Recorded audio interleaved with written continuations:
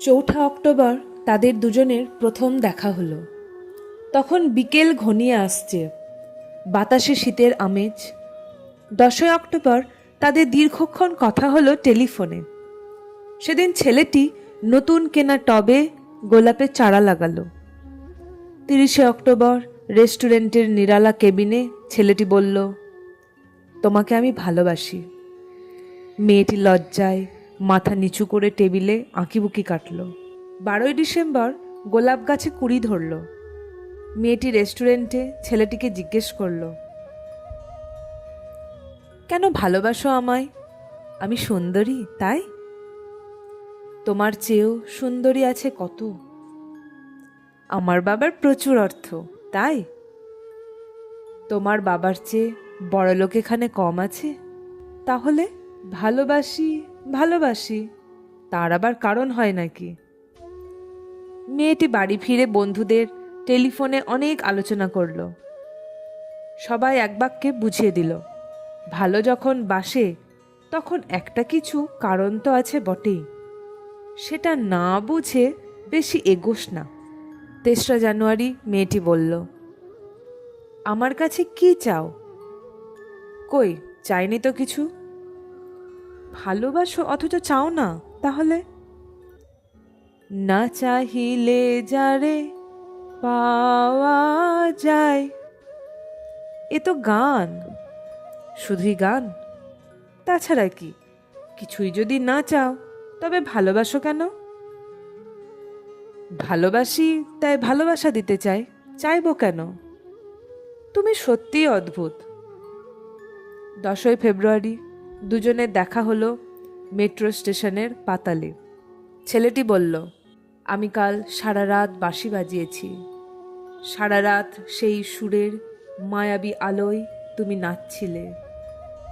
অসামান্য অনন্য সে নাচ।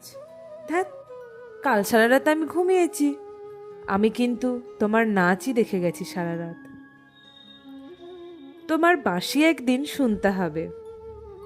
12ই মার্চ ছেলেটি বাঁশি বাজালো। মেয়েটি শুনল।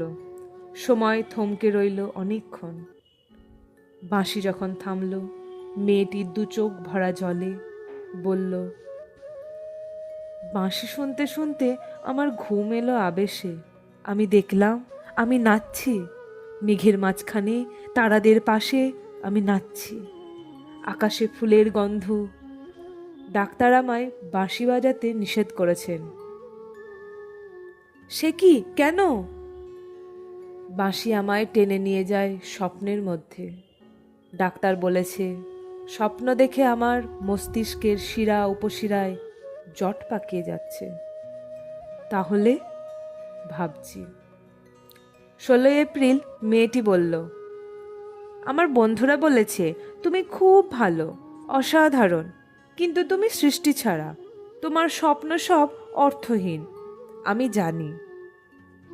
স্বপ্নটা আপনার ছেড়ে দিতে পারো না তুমি? না।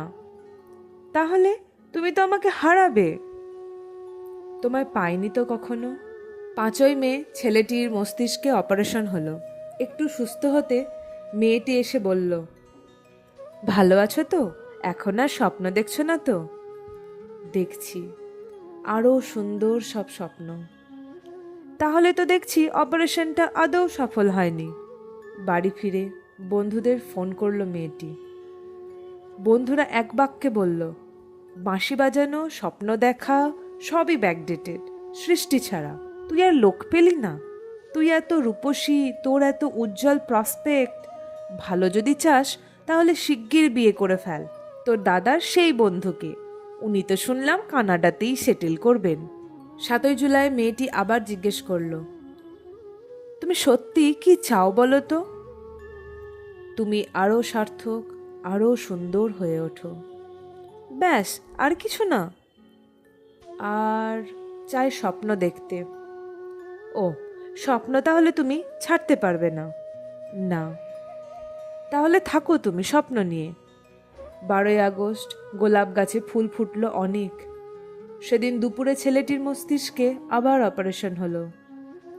13ই সেপ্টেম্বর ছেলেটি মারা গেল। 14 সেপ্টেম্বর মেয়েটির শুভ বিবাহ সুসম্পন্ন হল কানাডাগামী সেই পাত্রের সঙ্গে। 20 সেপ্টেম্বর গোলাপ গাছটি হঠাৎ ঝড়ে উপড়ে গেল। সেদিন সন্ধ্যার বিমানে মেয়েটি হানিমুনে গেল। যাবার আগে বন্ধুদের বলে গেল, স্বপ্নের চেয়ে বাস্তব অনেক ভালো, অনেক মধুর। স্বপ্ন দেখে কেবল বোকারা।